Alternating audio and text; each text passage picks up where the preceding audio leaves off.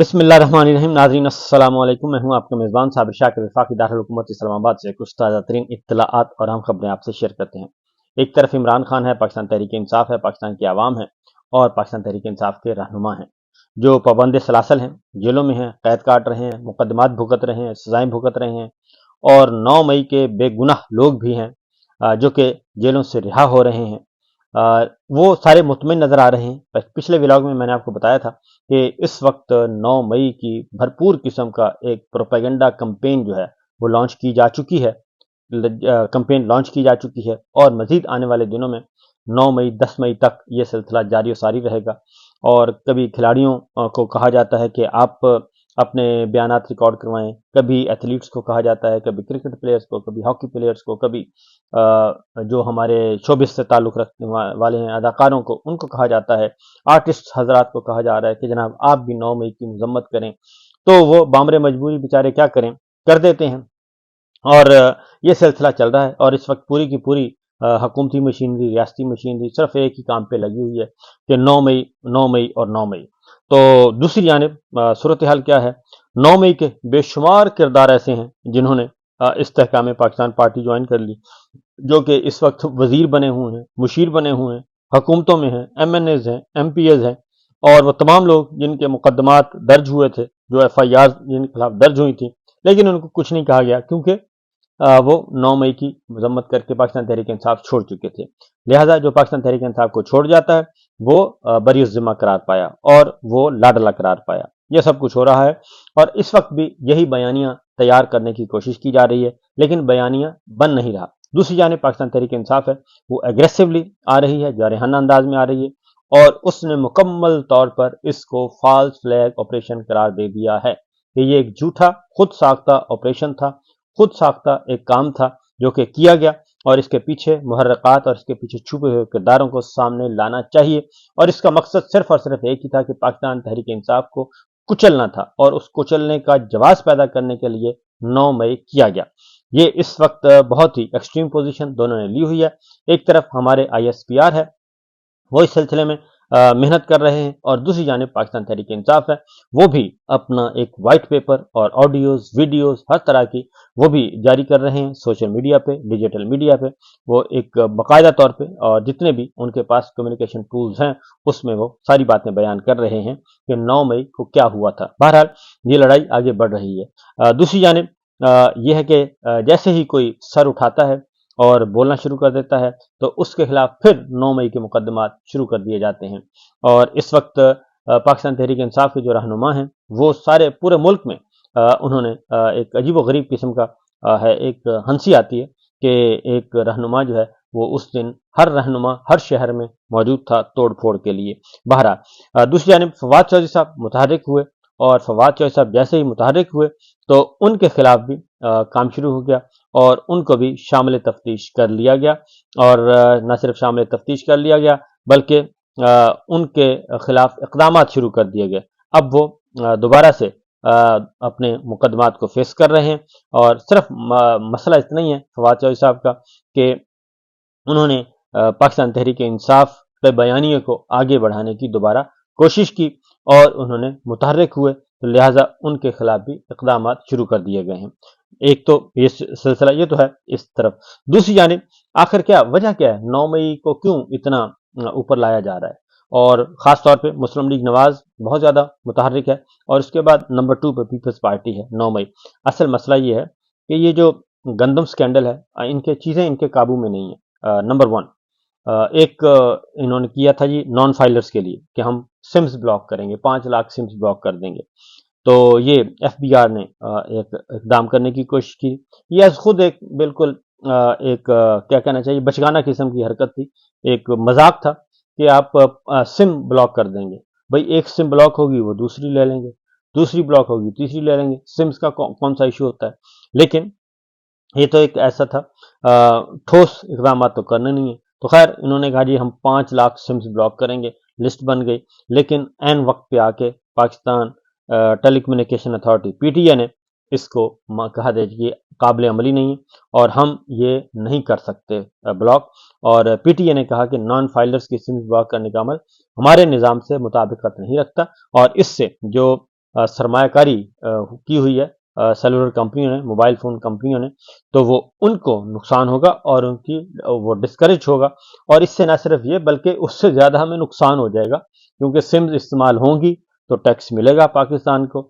और वो एक ये तो एक ऐसा है सिम्स वाला मोबाइल फ़ोन के यूजेज तो ऐसा है कि अज खुद अगर निज़ाम शफाफ हो, अज खुद आप अरबों रुपया इकट्ठा कर सकते हैं। अलग बात है कि वो होता नहीं। तो बहरहाल वो एक इकदाम किया गया था, वो सारे का सारा फ्लॉप हो गया और बात नहीं बन सकी। और दूसरी जानिब एक और चल रही है जी, और उसकी वो मामला है ख़ास तौर पे गंदम स्कैंडल का। गंदम स्कैंडल जो है वो बहुत ज़्यादा इस वक्त उसके मज़ीद पर्थ खुलते जा रहे हैं। गंदम स्कैंडल में अब कुछ और चीज़ें सामने आ गई हैं और इसका ताल्लुक साबिका पीडीएम 1 से स्टार्ट होता है जी, यानी कि शहबाज गवर्नमेंट से स्टार्ट होता है और उसके बाद ये दाखिल होता है काकड़ गवर्नमेंट में। काकड़ गवर्नमेंट के बाद फिर पीडीएम 2 में आता है और ये इसमें अब ये तीनों शामिल हैं, पीडीएम 1 भी शामिल है, पीडीएम 2 भी शामिल है और काकड़ गवर्नमेंट भी शामिल है। यानी रजीम चेंज ऑपरेशन के सारे किरदार इसमें शामिल हैं इस गंदम स्कैंडल में। $1 अरब का ये स्कैंडल है और 85 अरब रुपए का प्रॉफिट है जो कि जेबों में गया है, और जो किसानों को 400-500 अरब का नुकसान पहुंचा पाकिस्तानी मईशत को, वो अलग है। ये इतना बड़ा है। तो उस सिलसिले में जो साबिक निगरां वजीर फूड सिक्योरिटी, उन्होंने जो स्टेटमेंट दी है जी, वो उन्होंने सारी बातें खोल के बयान कर दी हैं। उन्होंने कहा है कि गंदम दरामद करने की समरी, उन्होंने कहा कि मेरे वजीर बनने से, यानी कि निगरां वजीर कह रहे हैं कि उनके वजीर बनने से पहले ही पीडीएम 1 की गवर्नमेंट कर चुकी थी, शहबाज गवर्नमेंट जो है इंपोर्टेड सरकार, क्योंकि इंपोर्टेड सरकार थी तो इंपोर्ट करनी पड़ी। उन्होंने कहा जी समरी भेजी गई थी कि 5 लाख या 1 मिलियन टन तक गंदम इंपोर्ट की जाए, और मुझे मालूम हुआ तो मैंने राय दी थी कि हमारे पास गंदम के ज़खायर मौजूद हैं, और मैंने ये भी कहा कि गंदम मंगवाने की ज़रूरत नहीं है, टीसीपी के ज़रिए ना मंगवाएं। ईसीसी में मामला डिस्कस हुआ तो उन्होंने कहा कि निजी शोबे को इंपोर्ट का कहा जाए। तो ईसीसी में कहा गया कि निजी शोबे को कहा जाए और सरकार ना मंगवाए। गंदम दरामद के मुखालिफ साबिक निगरान वजीर डॉक्टर अब्दुल्ला ने एआरवाई के साथ ये गुफ्तगू कर दी है जी, और डॉक्टर कौसर अब्दुल्ला के, उन्होंने कहा कि ईसीसी ने इजाजत दे दी तो फिर क्या कुछ होता रहा, इलम नहीं। उन्होंने कहा जी कि ईसीसी ने इजाजत दे दी, यानी कि हाईएस्ट फोरम है जो है इक़्तिसादी राब्ता कौंसल, इक़्तिसादी राब्ता कमेटी जो है, उसमें ये डिसाइड हुआ था।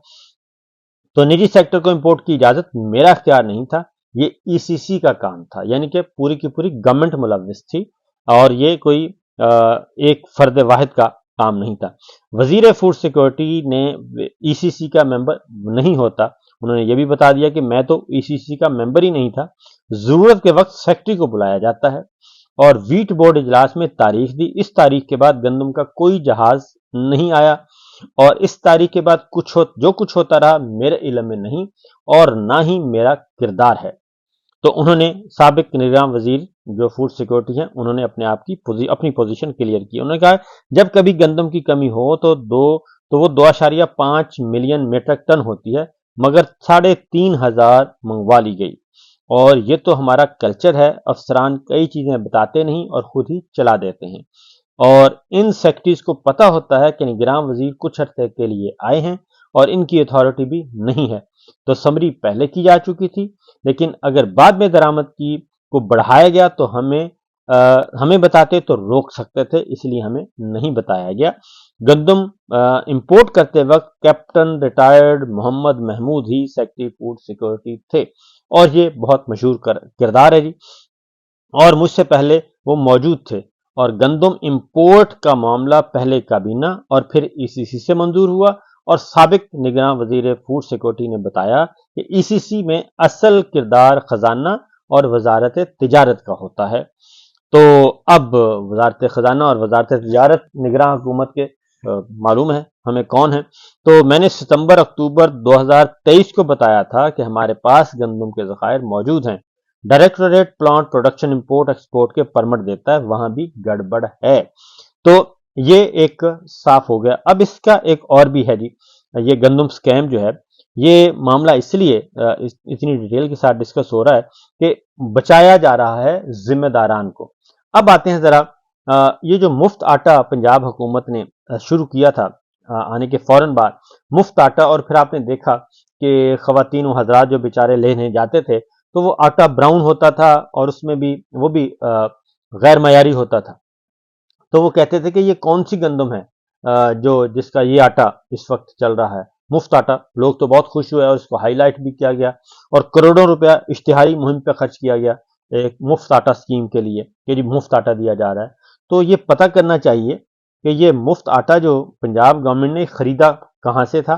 کیا یہ وہی گندم تو نہیں ہے جو یوکرین سے آئی، اور یہ سارا کچھ اندر خان نہیں سب کچھ ہو رہا تھا؟ کیونکہ نگراں کو جو کابینہ ہے وہ نگراں کابینہ اور پی ڈی ایم ون، کیونکہ پی ڈی ایم ون اور ادھر نگراں یہ تو سارے ایک تھے، اور یہ تو جڑے ہوئے تھے. اس وقت تو نقوی صاحب آنکھوں کا تارا تھے جب وہ نگراں وزیر اعلیٰ تھے، اور ادھر سرکار تھی اوپر شہباز شریف صاحب کی پی ڈی ایم ون کی سرکار تھی. کیونکہ نقوی صاحب تو پہلے آ چکے تھے، اور خیبر پختونخوا میں غلام علی صاحب بھی پہلے آ چکے تھے، نگراں کابینہ تو پہلے آ چکی تھی، نگراں حکومتیں، کیونکہ پنجاب اور خیبر پختونخوا اسمبلی تو پہلے ٹوٹ چکی تھی. تو اس لیے یہ معلوم کرنا چاہیے کہ اس وقت تو شہباز شریف صاحب، پی ڈی ایم امپورٹڈ سرکار، اور ادھر وزیر اعلیٰ پنجاب نقوی سرکار، یہ تو دونوں آپس میں ایک ہی ہوتے تھے. بڑی بڑی میٹنگز ہوتی تھیں، اور ایس آئی ایف سی میں بھی اکٹھے ہوتے تھے، اور ہماری ملٹری لیڈرشپ بھی وہیں پہ ہوتی تھی. اس وقت تو یہ آپس میں بہت چل کر رہے تھے، اور آپس میں یکجان دو قالب تھے، بلکہ یکجان تین قالب تھے، اور سارے کے سارے آپس میں ملے ہوئے تھے. تو یہ اسکیم جو ہے، یہ اسکینڈل جو ہے، گندم امپورٹ کا اسکینڈل جو ہے، یہ صرف ایک کردار تک نہیں ہے، کیونکہ اتنی یہ بڑی واردات کوئی ایک آدمی مل کے نہیں، ایک آدمی نہیں اکیلا ڈال سکتا. یہ واردات سب نے مل کر ڈالی ہے. تو میرا خیال ہے اسی لیے کہ یہ گندم اتنے بڑے اسکینڈل سے ہٹا کے، کیونکہ بلینز کا دھندا ہے، بلینز کا دھندا کیا گیا، اور پھر اب جو سرکار پنجاب میں ہو رہا ہے گندم کے معاملے میں کسانوں کے ساتھ، وہ ہمارے سامنے ہی ہے.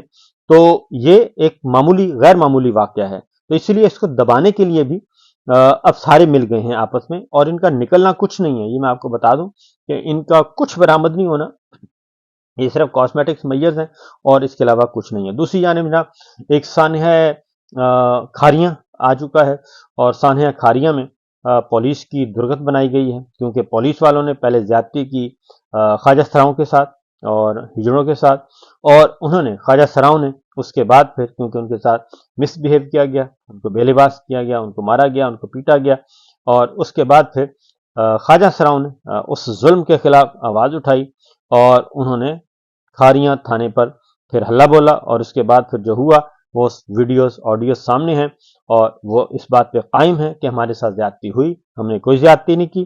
اور اس طریقے سے پنجاب پولیس اور آئی جی پنجاب کو ایک اور سانحے کا سامنا کرنا پڑا، پہلے سانحہ بہاول نگر کا، اور اب سانحہ کھاریاں کا. تو یہ حالت ہو گئی ہے کہ اب یہ خواجہ سراؤں سے بھی ان کی مار پڑنی شروع ہو گئی ہے. خواجہ سراؤں کی بھی ہمت جواب دے گئی ہے کہ وہ بھی اب یہ ظلم برداشت نہیں کر سکتے جو کچھ ہو رہا ہے. اجازت دیجیے، اللہ حافظ.